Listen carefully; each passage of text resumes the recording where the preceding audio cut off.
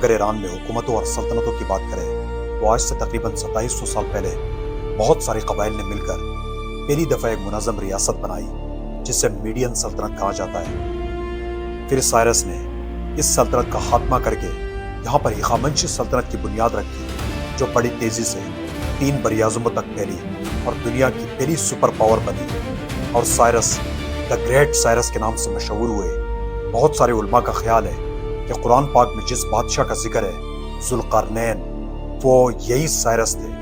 ان کی سلطنت 220 سالوں تک قائم رہی،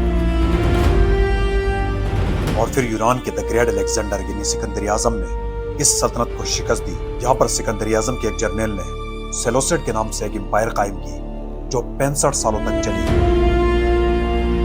پھر ایران کے ایک مقامی قبیلہ پارتین نے یونانیوں کو شکست دے کر یہاں پر پارتین سلطنت کی بنیاد رکھی جو تقریباً 470 سالوں تک چلی۔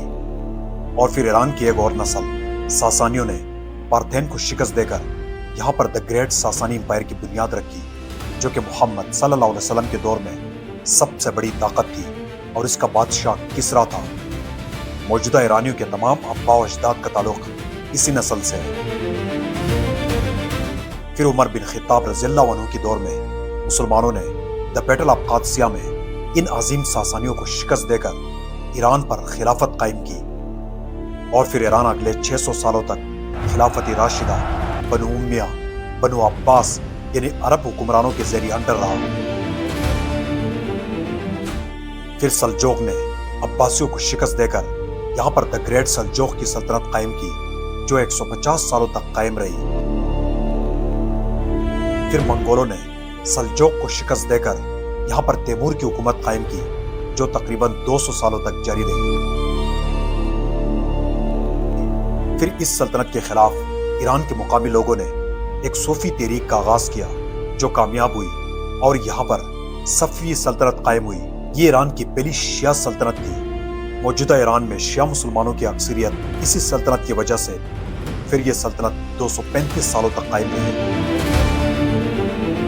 اور پھر ایران کے ایک مقامی ترک قبیلہ افشاریوں نے اس سلطنت کو شکست دے کر یہاں افشاری سلطنت کی بنیاد رکھی جو 65 سالوں تک قائم رہی۔ پھر ایک اور ترک قبیلہ قاجاریوں نے افشاریوں کو شکست دے کر قاجار سلطنت کی بنیاد رکھی جو 1925 تک قائم رہی۔ پھر رضا خان پہلوی نے ایک فوجی بغاوت کے ذریعہ قاجاریوں کو شکست دے کر یہاں پہلوی سلطنت کی بنیاد رکھی جو 1979 تک قائم رہی۔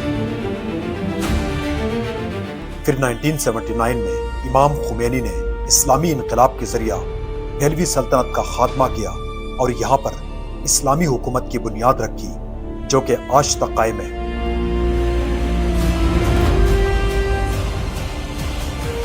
اور آج کل اس حکومت کو ختم کرنے کے لیے ایران پر امریکہ اور اسرائیل کے تابڑتوڑ حملے جاری ہیں، لیکن تاریخ گواہ ہے کہ ایرانی قوم نے نہ کسی کی غلامی کی ہے اور نہ کسی اور کی بات مانی ہے۔ Thank you for watching. Please subscribe.